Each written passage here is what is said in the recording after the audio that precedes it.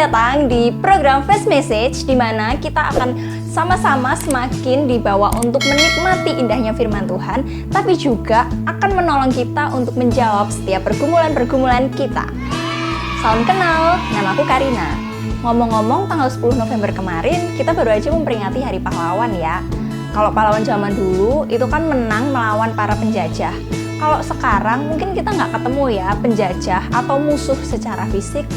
Tapi ada loh musuh yang bisa menyerang kita dengan sembunyi-sembunyi, membuat kita susah tidur, membuat kita nggak semangat hidup, bahkan bisa merebut kebahagiaan kita.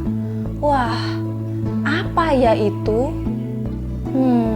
Ternyata dia adalah perasaan khawatir. Setiap kita pasti pernah ya mengalami yang namanya khawatir.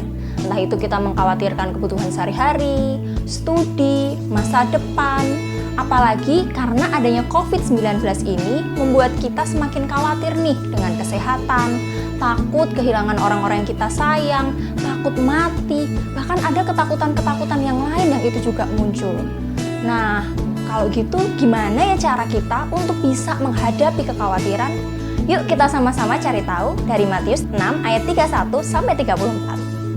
Nah, kalau kita lihat nih teman-teman dari ayat 31, di situ Tuhan Yesus mengatakan untuk kita jangan khawatir dengan makanan, minuman, dan pakaian.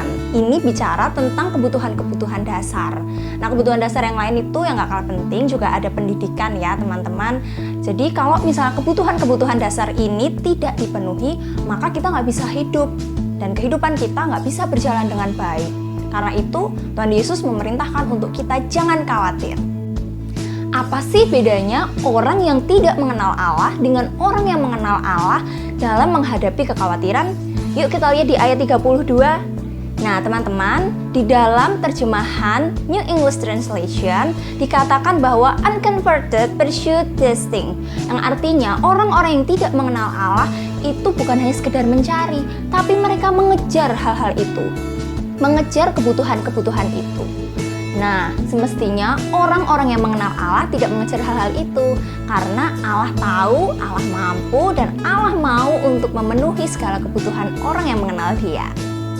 Jadi, yang semestinya dikejar oleh orang-orang yang mengenal Allah itu seperti yang dikatakan di ayat 33. Tetapi carilah dahulu kerajaan Allah dan kebenarannya, maka semuanya itu akan ditambahkan kepadamu.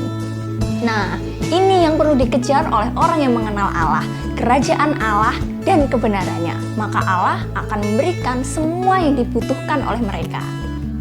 Karena itu, pastikan kamu sudah menjadi orang yang mengenal Allah dengan bertobat, mengakui bahwa kamu orang berdosa dan mau meninggalkan dosa-dosamu, mengakui bahwa Tuhan Yesus sudah mati di atas kayu salib untuk menyelamatkanmu dari hukuman dosa dan Dia bangkit, dan mengundang Tuhan Yesus untuk masuk ke dalam hidupmu menjadi Tuhan dan Juru Selamat pribadimu. Maka kamu akan mengalami pemeliharaan Allah seperti yang Ia janjikan. Oh iya, mengejar kerajaan Allah dan kebenarannya itu seperti apa ya?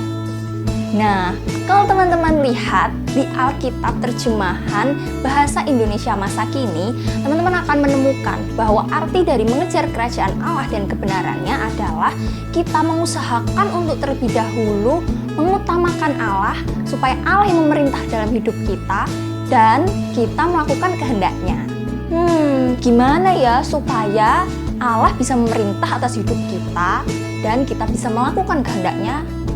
Nah teman-teman, caranya dengan kita mau untuk membaca, mempelajari, merenungkan, dan juga melakukan firman Tuhan di dalam hidup kita sehari-hari.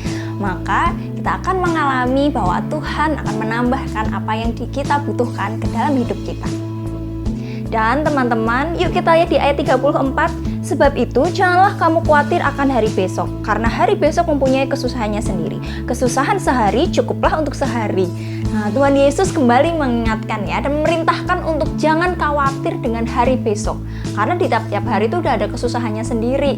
So, ayo ingat bahwa Tuhan itu memelihara hidup kita, dan Dia tahu segala keperluan kita. Jadi stop deh untuk mikirin atau musingin hari-hari ini, kebutuhan masa kini, atau yang akan datang. Oke? So, Have a blessed day teman-teman and see you.